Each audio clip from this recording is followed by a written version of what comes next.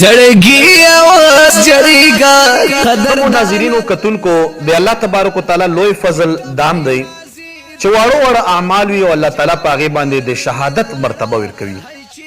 او ورونو کدا تاسو ګورو د نبی علیہ الصلوۃ والسلام مبارک د مختلفو احادیثنا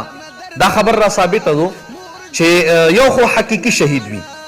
چې په میدان جهاد کې کافرو سره جنگيږي او د شهید شو هغه پر خو مسله دا چې ما غسل ورکوي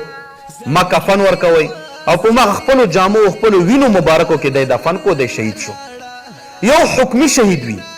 لګا وسوځې دو یو انسان وفات شو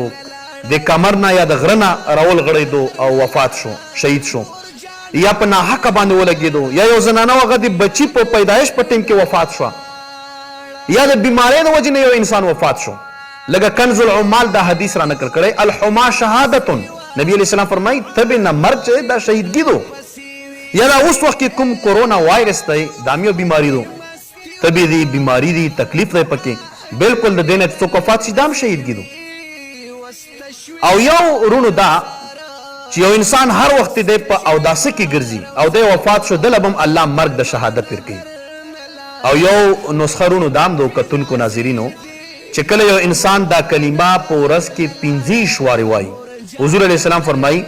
چې دلبه الله مرګ د شهادت ورکړي کومه کلمه دغه کلمه کومه کلمه چې په مجمع الزوائد کې د حدیثو کتاب دا کلمه را نقل کړي اللهم بارک فی الموت و فی ما بعد الموت